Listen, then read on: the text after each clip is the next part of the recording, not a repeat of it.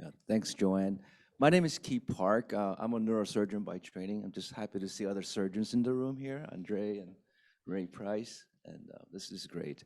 By the way, I'm super impressed with what's happening in Ethiopia. This is the first time I've seen implementation done in such a beautiful way, comprehensive in different phases, strengthening from within.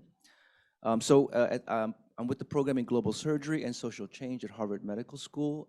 I'm the director of policy and advocacy, and we work directly with health ministries and advising them on scaling up surgical systems, strengthening surgical systems. And we help write national surgical plans and those kinds of things. Now, these plans are easy to write because it's just a desktop exercise. The challenge really is about implementation. These are costed as well, $400 million, $800 million, depending on which country.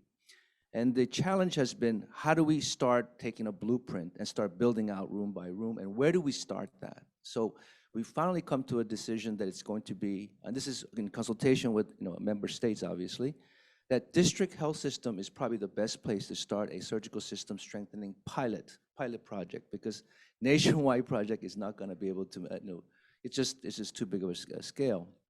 So now we have a framework that we just came up with called, you're going to like this, Andre, Dissect Framework. Okay? It stands for, we're surgeons, right? We've got to have something surgical. It's district level interventions for surgical ecosystem strengthening, and a consolidated technical framework, Dissect Framework. And the reason we came up with this, because we have NGOs that work on surgical space, and they do task shifting, right? Maybe upskilling certain type of procedures, or sterilization, or supply chain strengthening. But they were all sort of one-off projects, and they weren't really working well together to strengthen a system.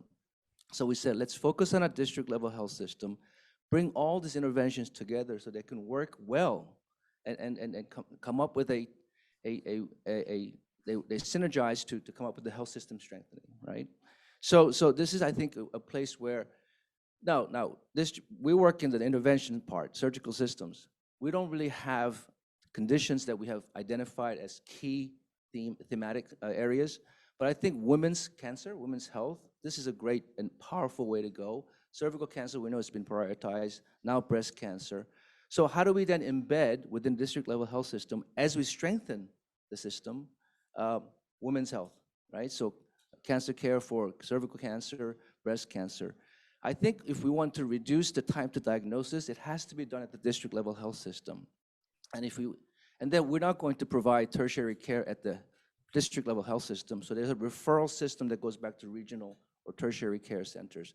But I would love to talk about pilot projects, because reason we came up with this framework is because USAID just was directed by the US Congress to support surgical system strengthening. Specifically, those words are so they have a mandate now.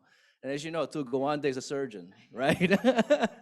So I think this is a great time to pilot some of these projects at the district level. And so, Ted, we've talked about this, right? How do we start working on surgical care for cancer? I think this could be a place where we can start talking at a tangible project level pilots.